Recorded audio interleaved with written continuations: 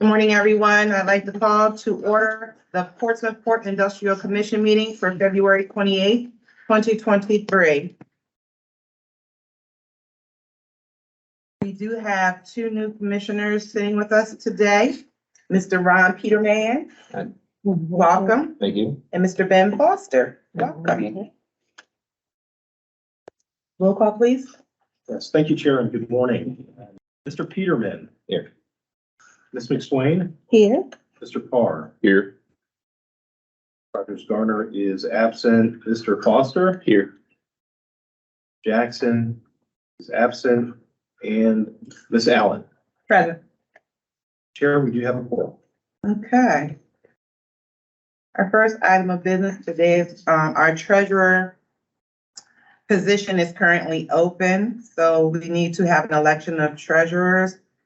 Is anyone interested in the position or nominating themselves or nominating someone else for the position of treasurer?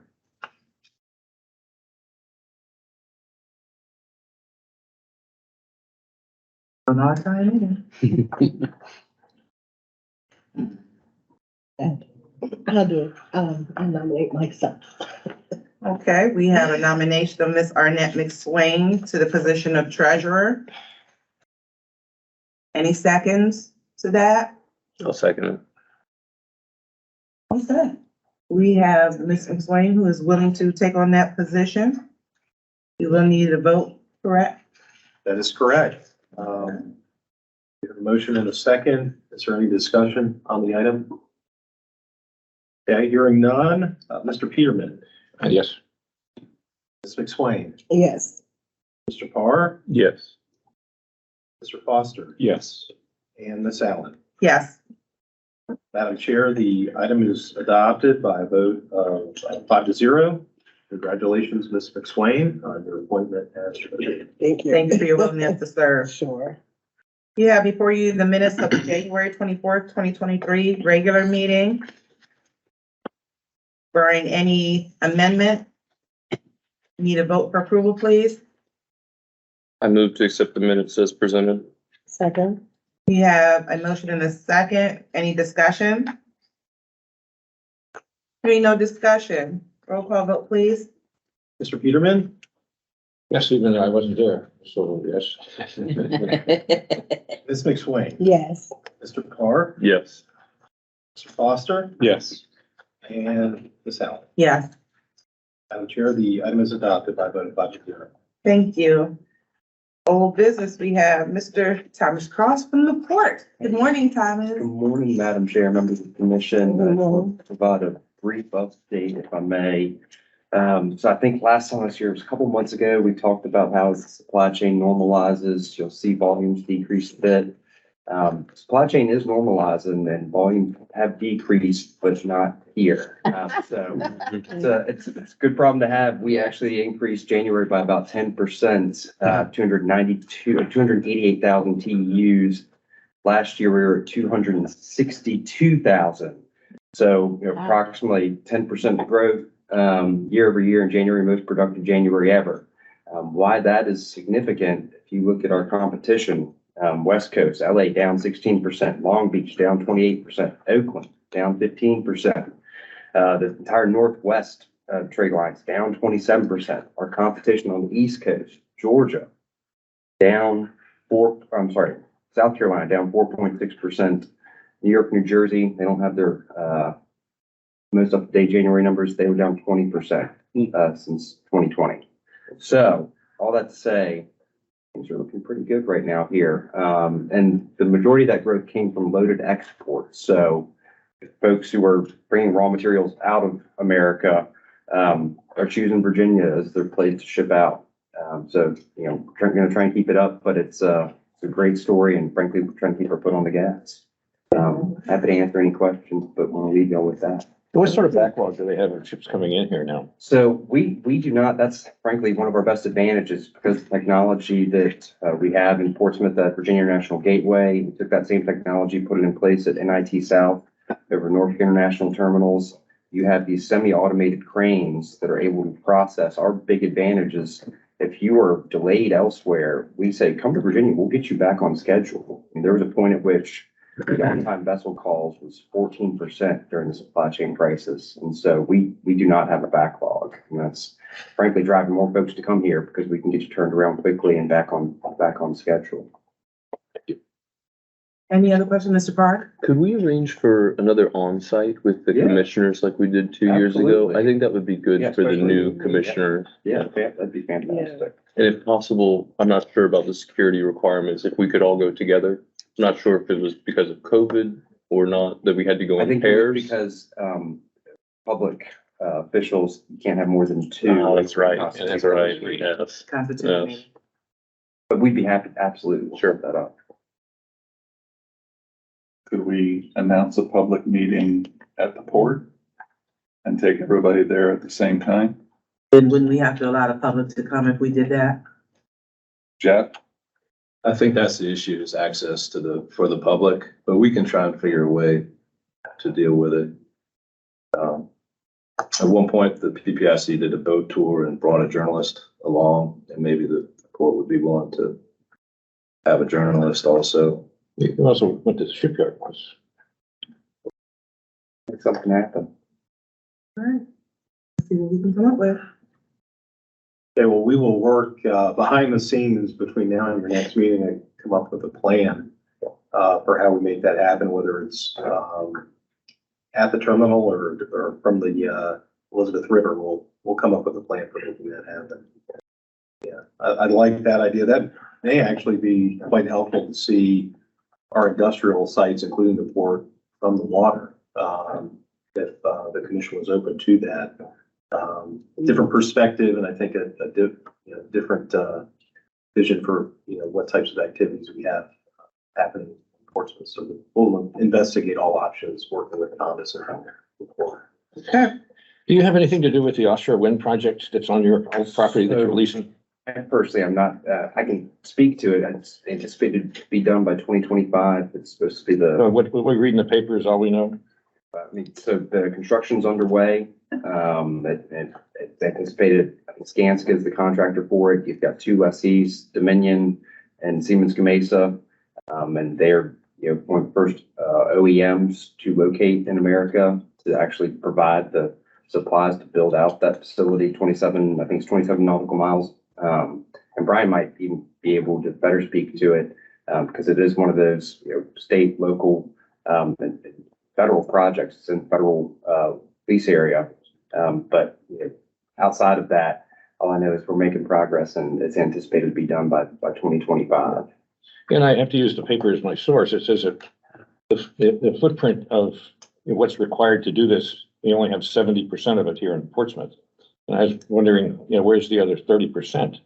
And I just kind of wondered if that's something we ought to be thinking about here. Certainly something I'll relay. Thank you, Thomas. And just to expand on, Mr. Cross's comments, we are emerging as the epicenter for offshore wind.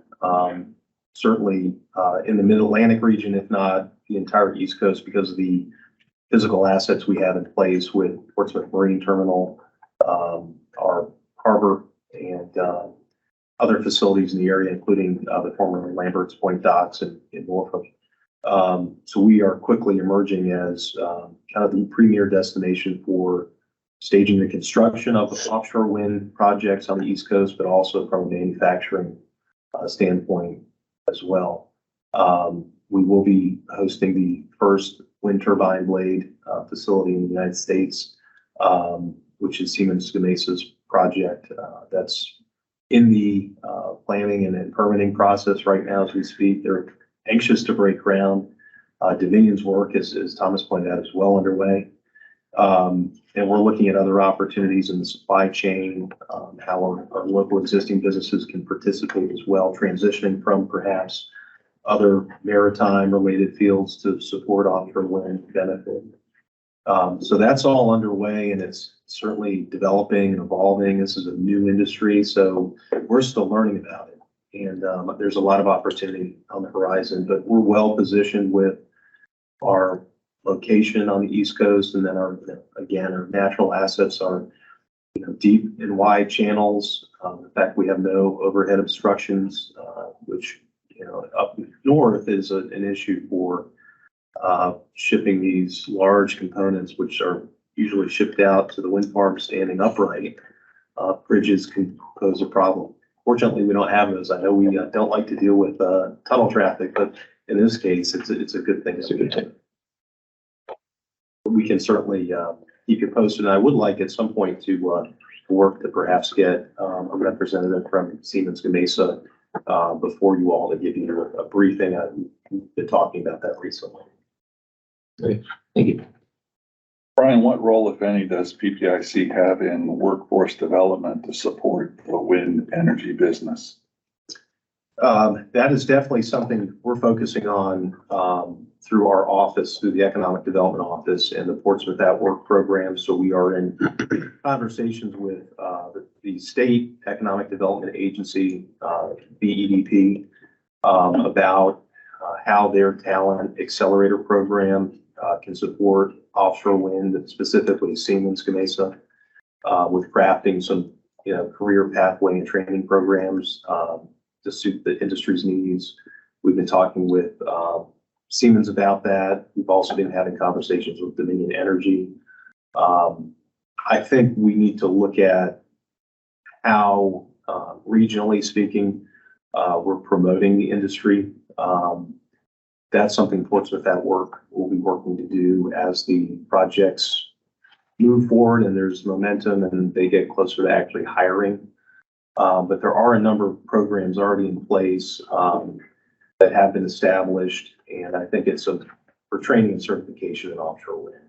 I think it's really a matter of promoting those opportunities and providing a pathway for a resident in the city of Portsmouth to have access to that. And that's something Portsmouth at Work can assist in doing, whether it's soft skills training or even assisting with their actual enrollment in a certification training program for offshore wind. I think the PPIC can play a role in that. Certainly being at the table, there's opportunities to participate, support financially if there's a desire to, with funding assistance for training programs.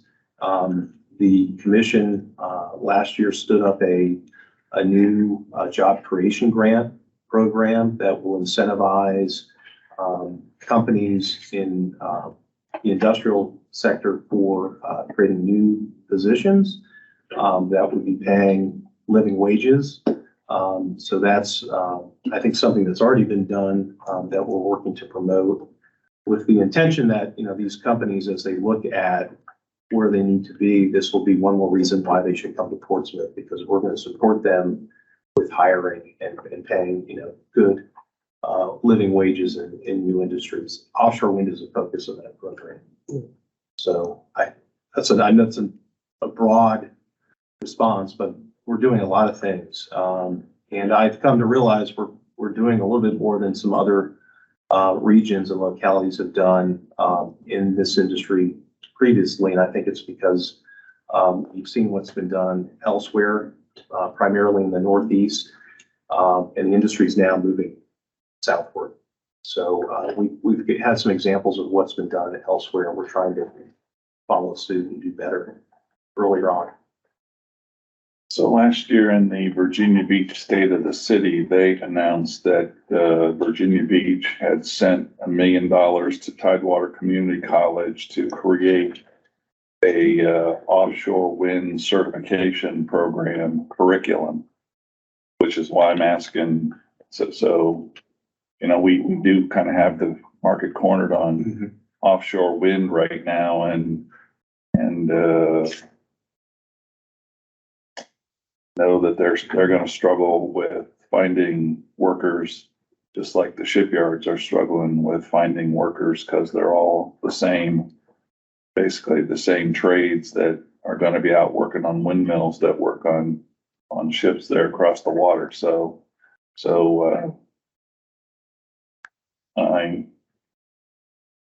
I've been talking to the mayor about trying to figure out how we support workforce development, particularly in our current technical education program in Portsmouth Public Schools. If there's there's a landing place for our kids to graduate and immediately, get a offshore wind certification while they're still in high school, with a promise of a offshore wind position after they graduate and are of age to start working. And I think we need to start thinking about opportunities like that, if we don't get out in front of them, somebody else will. From having served on the school board, I think a lot of times you're correct when we say we're not getting in front of it. Are there opportunities, or I know you can start working at like 16 years of age. A lot of times it's the summer jobs programs that people are interested in, where they can be introduced to that line of work and see the type of money that you can make for that. And I think that that's an opportunity there to get in front of it, to start that conversation. Because once they see what they can make at this stage, they continue forward with it and build up. So I don't know if there's opportunity for a summer jobs program for some of our youth. Yeah, so I think the answer is no for Portsmouth at Work for kids younger than 18. True?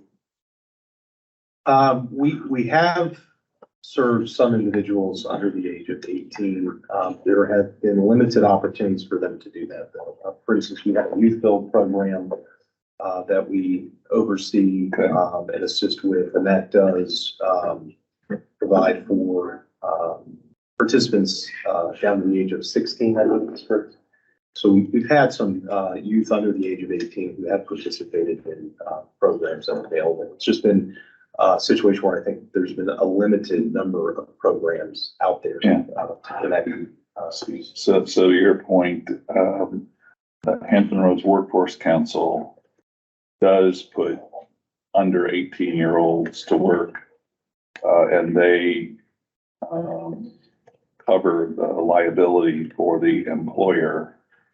So it might be worth our while to invite Christina Brooks or Sean Avery to come and talk to us about what the Workforce Council is doing for workforce development in this area. I know I've been talking to them about maritime trades for the shipyards, and I think the maritime industry is now kind of come around the idea that the Hampton Roads Workforce Council is going to be the hub in Hampton Roads for tackling that problem, so that when the Navy's looking to inject money to develop skills to work on Navy ships in Hampton Roads, the injection point would be the Workforce Council, who then would dole the money out to Portsmouth Public Schools, as an example, to develop a new CTE curriculum or something, something like that. So it might be worth our while to invite them in and hear what they're doing and try to figure out how we work collaboratively on the workforce development question. Maybe have a school board member present. Are we members of the Hampton Roads Workforce Council? We are, yes. Yeah, we do work closely with them. And they really have been involved in the offshore wind sector's development as it relates to workforce development. To Councilman Eagle's point, well involved in the maritime industry, and they have received some significant grant funding to assist with that. Yeah, they just got $11 million and earmarked some of that for Virginia Beach and some of that for Chesapeake and none of that for Portsmouth. So I'm twisting their tail right now to try to get some portion of that money slotted comes our way to help with workforce development around maritime trades. So how does that money get apportioned by whom? Well, right now it's Navy money that went to the Hampton Roads Workforce Council, and they're making the decisions on where to place the money. And I would say them that's asking are getting. So we just got to get more visible at the table and ask. And have a plan for what we would do with the money if and when they gave us the money. So I think that's, So whose job is it within the city To to ask? make a request Yeah. for funding, well, we need to have a reason for requesting those funds. Okay. So where would those monies be, spent and what would the need be? It could be something potentially that, this department, our office could request assistance for the Portsmouth at Work program if we had a specific need. I think, that would be something we'd have to demonstrate, relay to the Workforce Council. And there are things that they can certainly do there on their own, on behalf of Portsmouth, and they do. But we really need, I think, to define what the need would be, in order to make that ask. I just trying to figure out whose job it is. so you ask a good question, Ron, and the answer is, it depends. I'll give you a specific. So in the $11 million that the Workforce Council got, they have $2 million of that earmarked for GoTech. GoTech is the curriculum that we visited Danville to go take a look at. We're working to install the GoTech curriculum at Craddock Middle School. So that's through the CTE guru in Portsmouth Public Schools. So who's the right guy to ask for GoTech money? I think it's the CTE guru in Portsmouth Public Schools who's trying to get not just the program at Craddock Middle School, but to extend the program into the other middle schools. And so that the answer is, it depends who in the city should be asking. And maybe that's some of the challenge in trying to figure out, why aren't we sitting at more of these tables and putting our needs in front of the regional entities that could help us? Because if we're not there and somebody else is, they're going to get help and we're not. Chair, Yes, Ms. Brown. do you think we should form a committee specifically to discuss this? Because I know we had the committee that developed the grant around workforce development, but I think since then there has been a desire for this body to educate itself more on that. And I think Councilman Hugel would be excellent ex officio member of that committee too, just not aware of committee formation rules and other We could take that. commissioners' thoughts. You can establish a committee if you want to. I have no problem establishing the committee to do so. So, I think that, we take a consensus amongst the commissioners, and at that point, we can establish a committee. And Councilman, you're willing to, It's my passion. all right, I see the excitement on you. Hold me back. Will do. So we will work towards establishing a committee. May I add just a brief comment? I have a couple friends who are teachers in the school system here. And there's a big problem with participation with the students nowadays. So not to say that I'm not excited about the program, but I feel like we need to also implement that part into the program, because I think it's going to be hard to Implement what part? We have to focus on getting the kids motivated to want to do something like this, because honestly, it's going to be really hard, really hard. Yeah, so the CTE programs across Portsmouth Public Schools are, in my opinion, underutilized because we haven't done a particularly good job at getting kids excited Right. about pursuing career and technical education necessarily. I mean, visited the Navy Yard for their ribbon cutting for their new training facility and talked to their welding school. Their welding school wanted to hire 200 welders last year and they only found 75 to hire. We have a welding program in Portsmouth Public Schools, a CTE program, and we have fewer than 20 kids in that program. we had 75 kids in that program and graduated out of the program, there's a pretty good chance that all 75 of them would have gotten hired right here in my favorite shipyard. Mhm. But we got to get kids excited to want to go into those kind of training programs and get the tickets. And some of it, I think, is marketing the parents, but also getting to the kids early and convincing them that being a welder is an honorable profession. And by the way, pays a lot more than a brand new college graduate's going to get in their entry level position. I think we need to have someone from Portsmouth Public Schools at the table because they are their own entity. So we have to be mindful of, what we're able to do within Portsmouth Public Schools division. So I think that, having someone from, and I have no problem reaching out to a member of the school board, the chair actually, and asking if they want a seat at the table. So. Moving on to continuing on to our old business, the Port Host Community Revitalization Fund Program update. Brian? Thank you, Chair. The update is really no update. I have checked in with the state, on the status of our, pending application, and, there has not been a decision yet, or an announcement made on, the status of the FY 23 round for the Port Host Community Grant Program. This is something that gets graduated to the governor's office, and that's how the final decision comes down. So we are waiting on the Youngkin administration to make that determination and then relay that back to the Department of Housing and Community Development. So that is your update. Not much of a movement there, but we are really just kind of waiting a day now.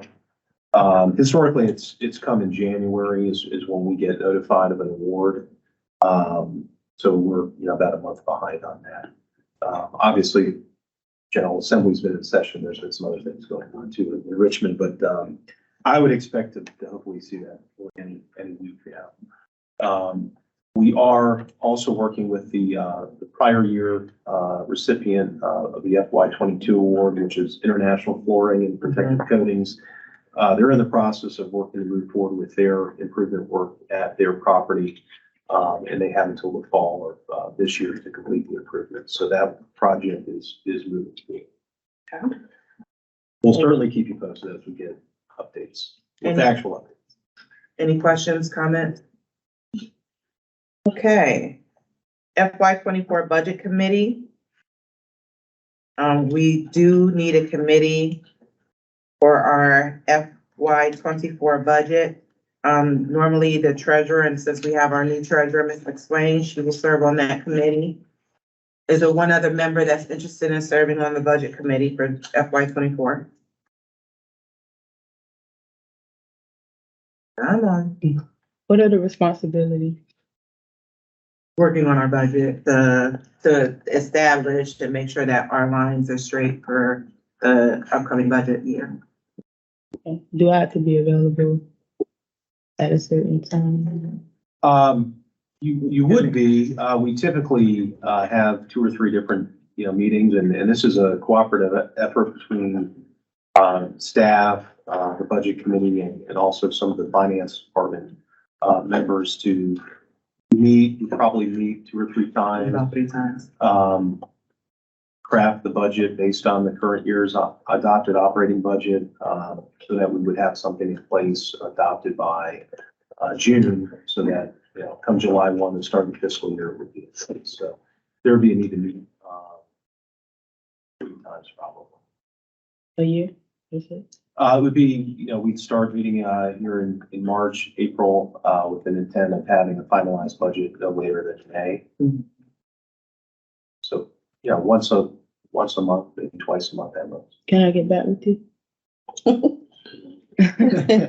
I want to do it, but I just have 2 jobs now, so I don't know how I'm gonna fit it in. Yeah, I might like to do it as well, but I just don't know enough about it, so. What would be the drop dead date that we need to? Be pretty soon. It's essentially March, so we would need to begin the process here in the next, within 2 weeks, we needed to be additionally. So what could happen though, they could email me their interest and we can move forward from there and then I can let you know that these are the people that are gonna serve. Would that be able? I think that's okay if you ratify the appointment at the next meeting. Okay. If you can give me an answer by Wednesday next week. Okay.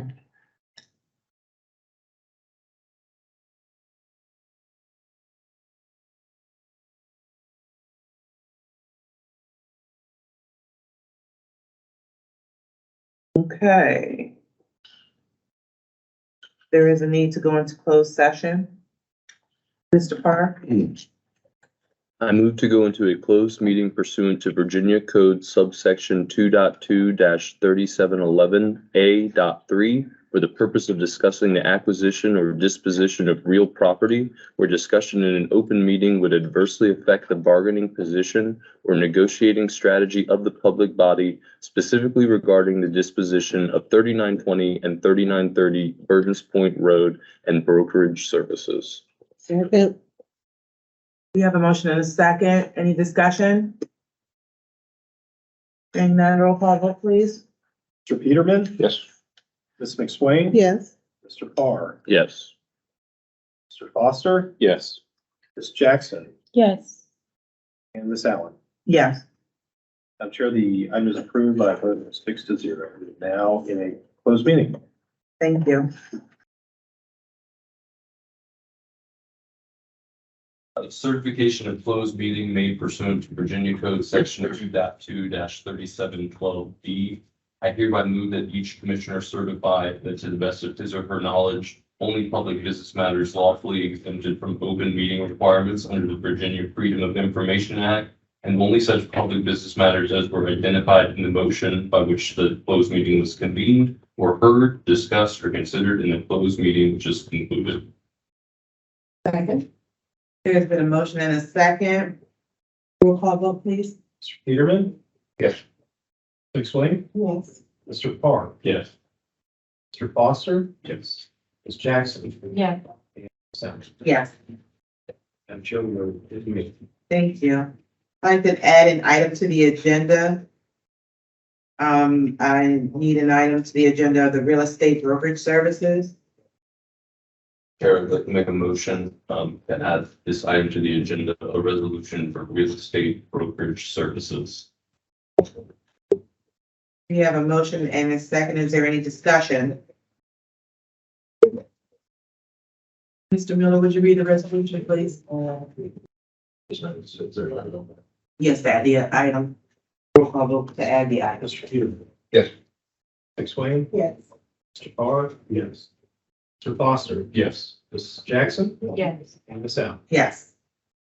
Adopted by a vote of 6-0. Okay. Would you read the resolution? Yes, ma'am. Resolution Real Estate Brokerage Services. Whereas in 2022, the city procurement staff on behalf of EDA conducted a public procurement process for real estate brokerage services. And whereas the procurement documents included cooperative language allowing other public entities to contract with a successful offer on the same terms as EDA. Whereas Harvey Lindsay Commercial Real Estate was a successful offer. And whereas PPIC now desires to enter into a contract with Harvey Lindsay Commercial Real Estate. Now therefore is hereby resolved that the chair, vice chair are each hereby authorized to execute a contract with Harvey Lindsay Commercial Real Estate on the same terms as EDA. Two, the chair, vice chair, and secretary, and the secretary's designees are hereby authorized to take such other actions as may be required to further the intent of this resolution. Three, this resolution should be effective immediately upon its adoption. Do I hear the second? I move, the motion for approval. Move for approval. There's second? The motion is seconded. Any discussion? Roll call vote, please. Mr. Peterman. Yes. Ms. McSwain. Mr. Parr. Yes. Mr. Foster. Yes. Ms. Jackson. Yes. And Ms. Allen. Yes. Here, the item is approved by a vote of 6-0. Thank you. Okay, items submitted by commissioners. Mr. Park? Yeah, I had the pleasure of attending the LISC, the local initiative of the Board of Corporations, happy hour last month, or no, earlier this month, along with some of the EDA. And it was an excellent opportunity to learn about the kind of funding that they have. Do I need to stop? No, did you hear it? The owl. Oh, okay. The owl's been restarting. We should still have audio though. Okay. So, Yeah. So there are opportunities, to work with organizations like that. I think that's something that PPIC should explore. If anyone here has not visited Bloom, I really encourage you to go there and see the startup environment. Portsmouth is now really fostering through that. It was really an excellent learning experience for me. And then another thing, if I can add, I think in addition to having a workforce subcommittee, I think having a specifically designated real estate liaison to interface with Harvey Lindsay and report back, I don't know, maybe quarterly, between times when there's actual movement and offers and things like that, because I think we need to pursue the Southgate Annex property, and I think of us, the division of labor, and sort of start to specialize in these different areas and own these different areas. I think it would behoove us to move in that direction with the new council, newly invigorated support for our mission, and then lining up our ducks to be ready to get in front of these opportunities like offshore wind. In addition to the other committee, I suggested creating some sort of like real estate to look at that, and then also potential properties for us to flip for the future. Thank you.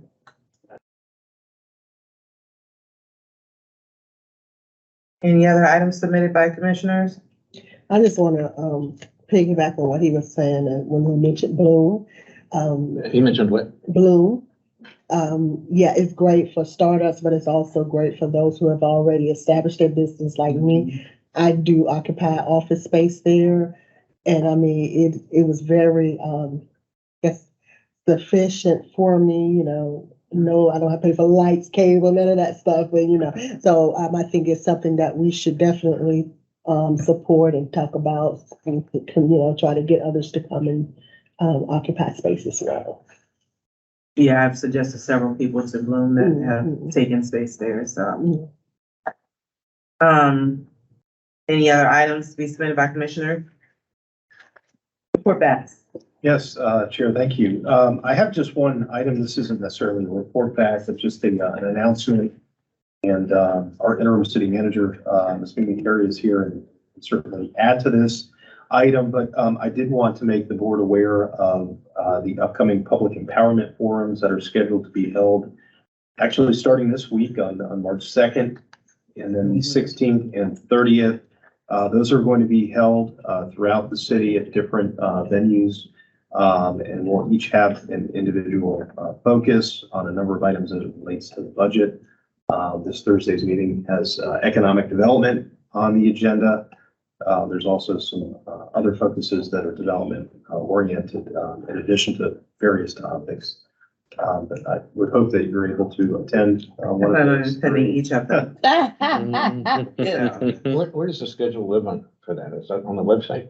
Yeah. It is, and I'm going to ask Ms. Terry to add anything she desires. Yeah, the schedule is on the website and there are several videos that are attached so that you can kind of get an insight to what will be discussed at each forum. So it's 3 forums. We picked the different high schools because it would cover every district in Portsmouth. And you can go on and register if you have a question and you wanted to submit it. I believe you can register through the website, but if not, they'll provide a form for you to fill out and sign and turn in. Because what we don't want is any questions to go unanswered. So we'll actually list the questions that may not make it to, that night to get addressed, but we'll be able to answer them and go back on the website and we'll list them. So each school has a different topic. So what we wanted to do is make sure that if there was a topic of discussion you wanted to hear, you wouldn't have to sit through another topic that you didn't want to hear. We want to identify it and then just go, and that gives you an opportunity to say, I don't want to hear this, but I want to hear that. And so 3 forums. Thank you for even allowing me the opportunity to speak on it, but I'm excited about it.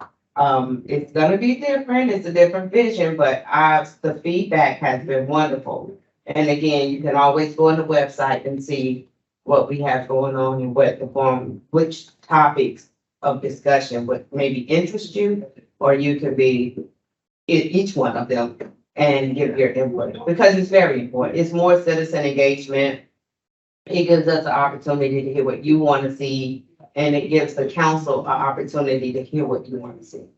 And maybe for them to be able to express some things that we have going on, that you may just not know the movement is there.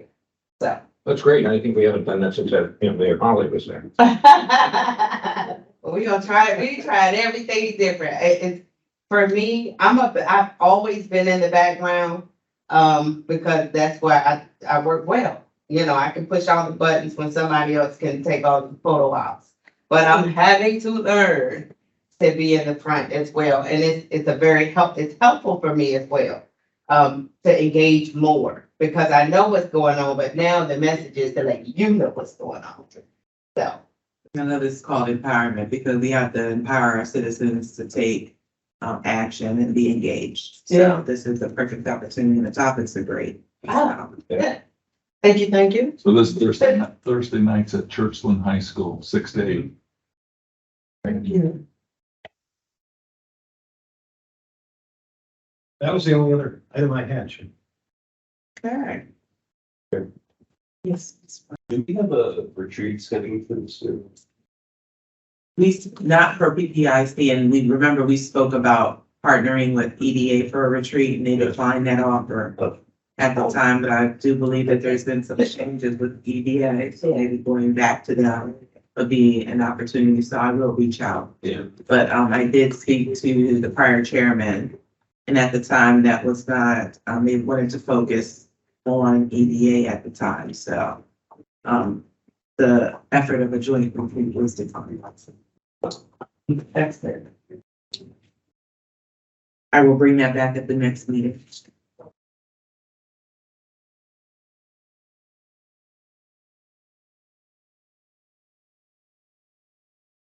Any other discussion? For adjournment? Move for adjournment. For adjournment? Move for adjournment. We are adjourned.